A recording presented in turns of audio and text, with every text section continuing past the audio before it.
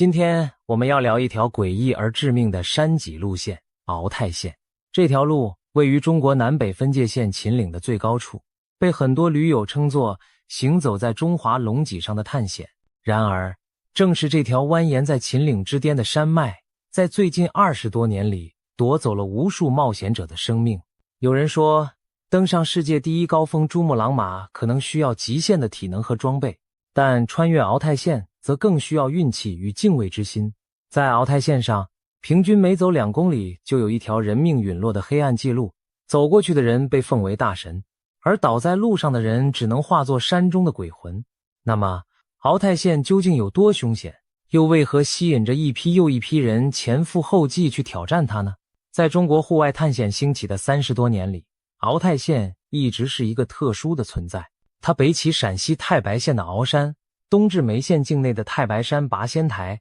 全长约100多公里，沿途大部分位于人迹罕至的秦岭主脊线上。整个穿越需要连续翻越17座海拔超过3000公尺的山峰，其中最高点拔仙台达到海拔3767米。这意味着徒步者将长时间暴露在高寒缺氧的环境中，背负40-50斤重的装备，在原始森林、高山、草甸和乱石岭间跋涉5至7天，而一路上没有补给，没有信号，大部分地段属于国家自然保护区的核心禁区。这样一条路线对常人而言几乎等同于生命禁区，但正因为如此，它在户外圈被奉为圣地。不少驴友管鳌泰线叫毕业线，意思是成功穿越它才算真正从户外新手毕业，证明了自己的实力。社交媒体上的游记将其描绘的壮美而浪漫，人迹罕至的云海，原始苍茫的山巅，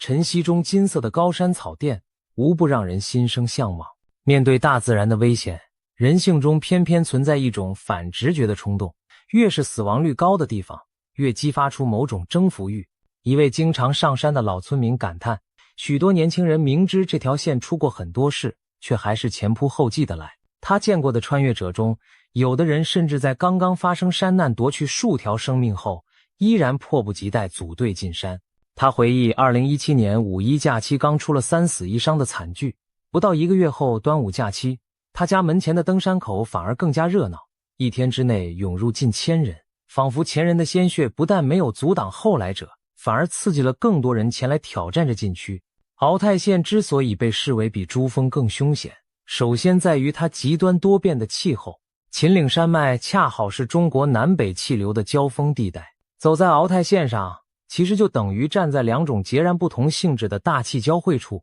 一句当地的俗话形容，这里1日有4季，10里不同天。可能前一秒还头顶晴空，转眼一阵狂风卷来，暴雨暴雪瞬间倾泻，接着浓雾铺天盖地而至。更反常的是，秦岭上还偶尔出现一种罕见奇观，雨雪不是从天而降，而是顺着人的裤脚往上倒灌。当山岚中水汽夹带冰雪从脚底猛然袭来时，即便你头顶也许还见得到一线天光，脚下却已是冰凉刺骨。温度骤变带来的威胁尤其致命。经验丰富的老队长曾讲，他第一次穿越鳌泰时，亲眼看到一片乌云从山谷翻卷上来，就立刻提醒队友加衣服，绑紧裤腿。可即便如此，还是有人没能避免失温。鳌泰山脊上白天气温或许有20-30度，但狂风暴雪一来，气温往往骤降至0下，一瞬间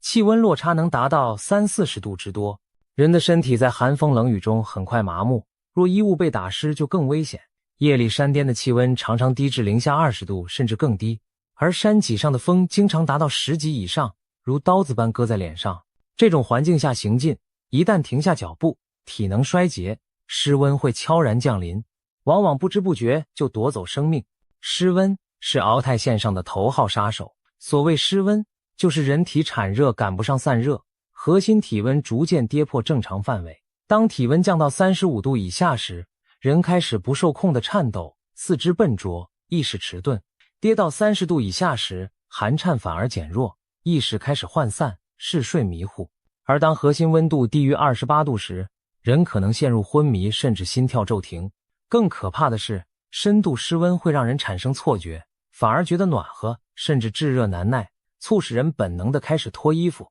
这就是让许多山南搜救人员心惊的反常脱衣现象。一位资深救援队员说，他曾在太白山的盆景园附近发现过一位遇难女驴友遗体，那是一名95后的年轻女诗人，网名叫星芽。她选择在严冬时节单人挑战鳌泰县，出事时大雪纷飞。等救援人员赶到时，只见她倒在雪地里，赤着双脚，上身只剩单薄的秋衣秋裤，鞋子和外套全丢在一旁。显然在生命最后时刻经历了那种致命的灼热幻觉，年轻的生命就这样消逝在冰冷的秦岭深处。那赤足雪地的画面让人不寒而栗。不仅低温会让人产生幻觉，在鳌泰县漫长的征途中，疲惫与绝望也可能侵蚀人的理智。秦岭救援队曾讲过这样一个故事，他们好不容易找到了4个失联多日的年轻人时，这4个人却一致激动地指着远处一块巨石说，看，那里有座庙。然而周围荒山一片，哪里来的庙宇？映入他们眼帘的只是一块孤零零的巨石。长时间的迷路与饥寒使他们集体产生了可怕的幻视。另外，还有搜救人员提到过类似经历。某次他们远远望见雪地上似乎有人影走动，心中一喜，赶紧追去，结果追上才发现那不过是一棵枯树残枝，在风雪中摇晃。人影不过是幻觉一场。在高海拔野外，尤其天色昏暗时，人极度疲惫和紧张，往往会看花眼，听错声。黑夜里山风呼号，有时甚至让迷路者以为听到了同伴的呼唤声。这些虚实难辨的错觉更增加了在鳌泰生存的难度。鳌泰县不仅气候险恶，地形也充满挑战。穿越途中既有密林峡谷，也有绵延数公里、满布乱石的石海。所谓石海，就是高山上一大片巨石堆积而成的坡面。行走其间，每一步都要小心翼翼踩在岩石缝隙间，稍不注意就可能扭伤甚至摔落山坡。队伍需要时刻保持体力和专注，因为一旦有人受伤或掉队，在没有通信信号的深山中，处境将十分危险。这里没有官方设置的营地或救援站，每个人都只能依靠队友。然而，当环境恶劣到一定程度时，人性也会经受可怕的考验。有经验的老驴友常说，在鳌泰县上，既能看到最闪光的互助精神，也会目睹人性最黑暗的一面。一位参与过早期穿越的探险者就提到，他第一次带队走鳌泰时，中途忽遇暴风雪，队伍骤然陷入混乱。在冰天雪地的生死关头，有的队员开始争夺营地和帐篷的位置，为了躲避风雪不择手段，还有人私藏食物，不肯分享给体力更弱的同伴。甚至2个年轻力壮的男人因为一点粮食分配问题，在山顶上揪住对方头发大打出手。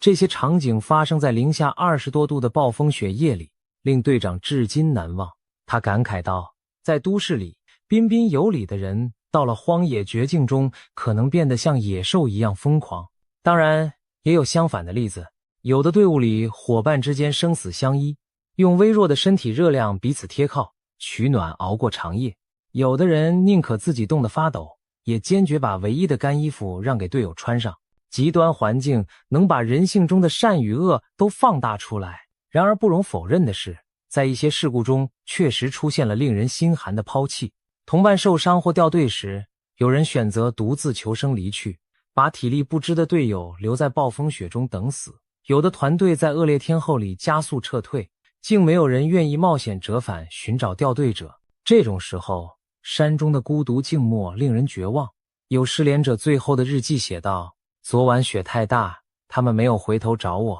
我的腿已经走不动了，只希望明早能看见太阳。但很多时候等不到曙光再现，这些被遗弃在荒野中的生命就此陨落，再也无法下山。后来的人们在路过那些出事地点时，常常发现一个简陋的坟堆或纪念碑，上面刻着遇难者的名字和日期。目前在鳌泰县沿途已经竖起至少5座遇难驴友的墓碑，孤零零守望着苍茫群山，也在无声警示后来人。这里每一寸土地都浸透着教训与鲜血，不可不敬畏。2018年开始，当地管理部门明令禁止非法穿越鳌泰县，但禁令之下，这条路仍在持续吞噬生命。发生过的山难事件多得难以尽数，有的是整支队伍遇上暴风雪全军覆没，有的是独行者一去不返，消失在迷雾中。尤其令人唏嘘的是那些在山中长久找不到的失踪者，有些直到多年后，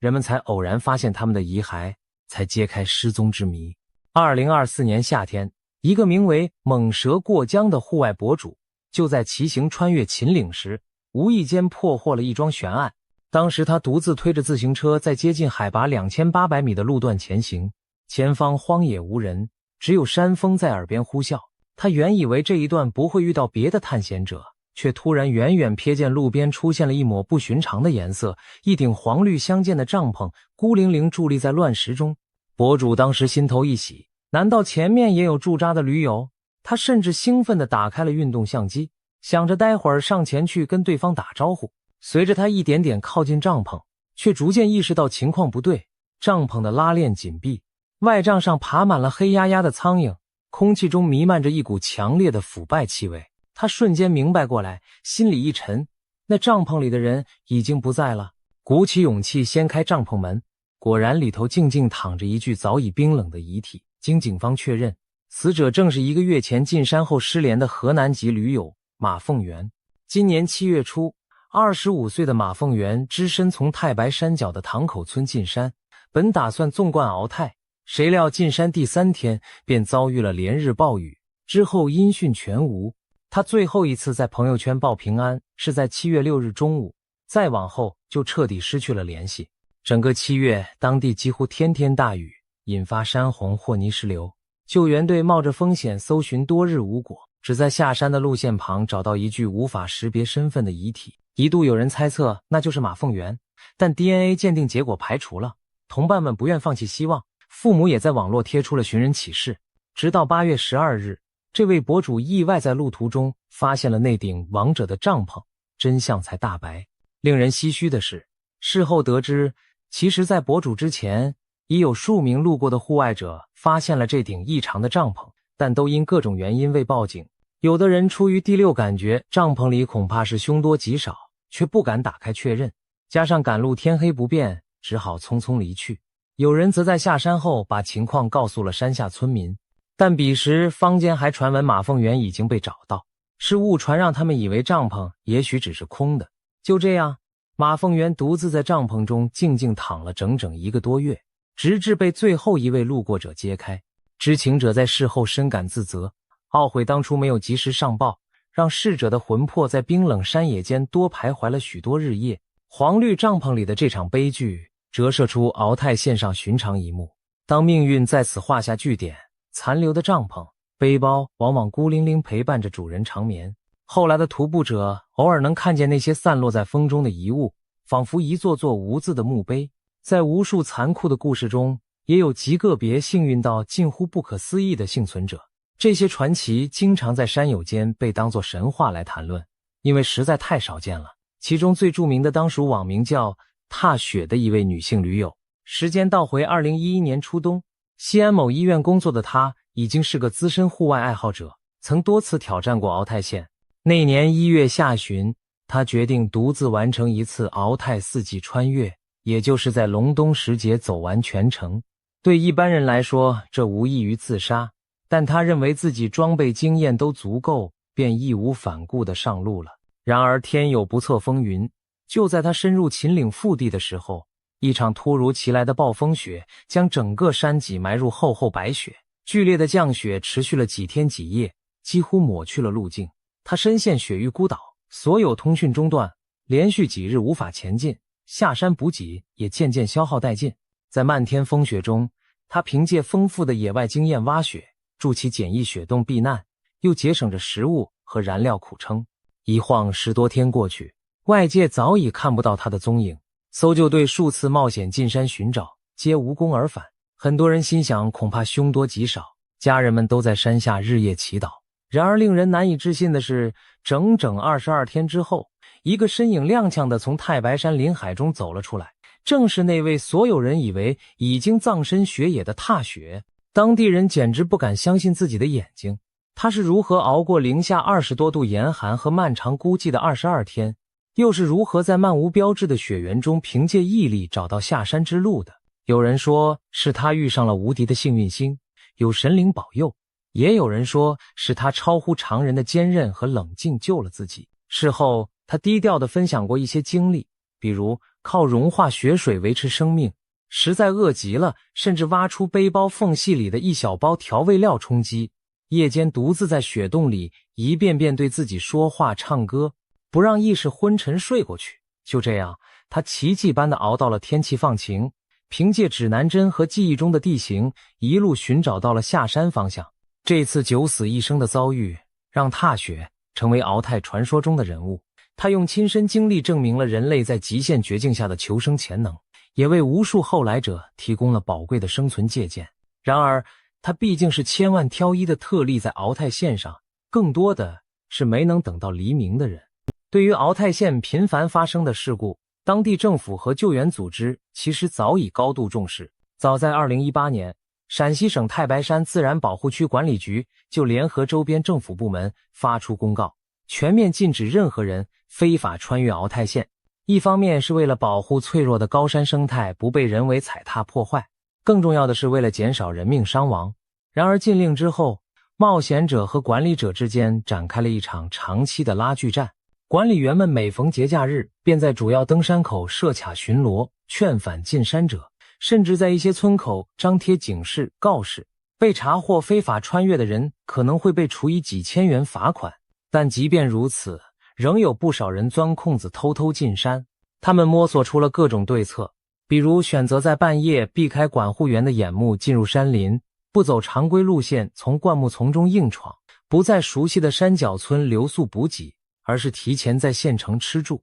凌晨直接包车赶到登山口下车即走。甚至有人会在网上联络陌生同伴组队，临时约伴冒险。2025年就出现过一起令人唏嘘的事件，一位来自上海的57岁大叔在网上约到一位年轻女子相伴挑战敖泰，两人半夜从隐蔽的小路入山，结果女子因体力不支中途下撤，男子独自一人坚持上山后失联。10天后，救援人员终于在一处峡谷瀑布下发现了他。当时他已极度虚弱，无法站立，身上多处受伤且饿得脱相，据说整个人足足瘦了将近20公斤。救援队员搭起临时木桥，将他从峡谷中抬出，又用篝火为他取暖。他能撑到获救，据说全靠一路喝山涧水，啃随身带的一点干粮硬撑。不幸的是，这位倔强的大叔虽然奇迹生还，下山后却因长期寒饿引发身体器官衰竭，不久还是离开了人世。这起事件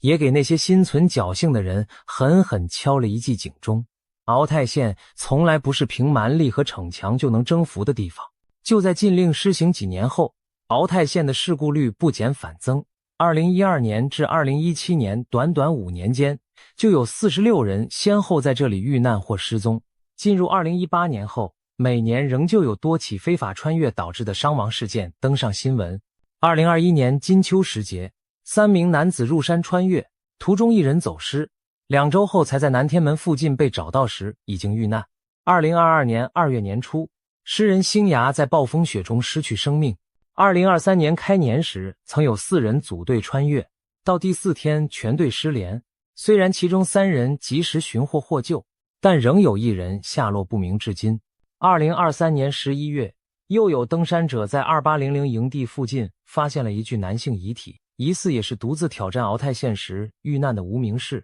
几乎每隔几个月，我们就听闻秦岭深处传来驴友失联或遇难的消息，而每次搜救行动对救援人员来说也是和死神搏斗。他们常常要冒着余震般的滚石或2次雪崩风险进山搜寻，有时连直升机都出动，却因山区恶劣天气无法靠近，最后还得靠人力一寸寸地毯式搜查。最新的一次悲剧发生在2026年，新年刚过，一支由5名年轻人组成的队伍趁假期违规闯入敖泰县，想挑战1天速穿小敖泰，也就是选择其中一段相对较短的路线，试图在1天内轻装跑完全程。为了图轻便，他们只备了最简单的食物和保暖衣物，帐篷、睡袋等全部省略。哪知当天中午，山上天气骤变，大雾夹着雪花猝然来袭，温度断崖式下跌，队伍顿时举步维艰，成员间为何去何从出现了分歧。最终2名男队员选择提前下撤逃生，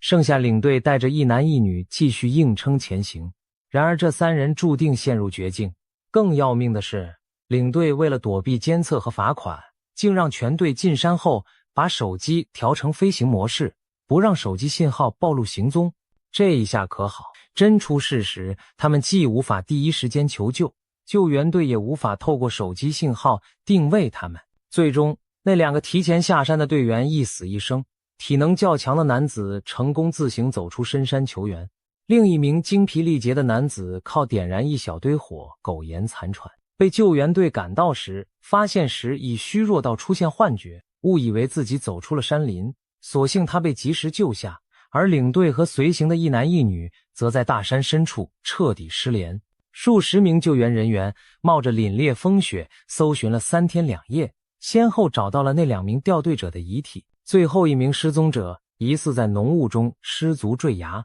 搜救队直到第5天才在一处陡峭沟谷底发现了他的遗体。这次行动最终结局是5人中1人提前逃出报警，1人生还获救，其余3人全部丧生。一场原本可以避免的冒险，以如此沉痛的代价告终。事后，救援队长遗憾地说，如果他们肯背上帐篷睡袋，哪怕原地等待救援，其实完全撑得到我们找到他们。然而自然法则不容戏弄，在鳌泰线上，一点无知和侥幸都可能招致无可挽回的后果。如今的鳌泰线已被贴上国内最致命徒步路线的标签，对于户外爱好者而言，它无疑有致命的吸引力。那里有壮阔的风景和无与伦比的挑战。然而，大自然的残酷也在这里展现得淋漓尽致。当人们走在秦岭主峰的脊梁上时，其实是在跟不可测的天地搏命。当地山民世代口耳，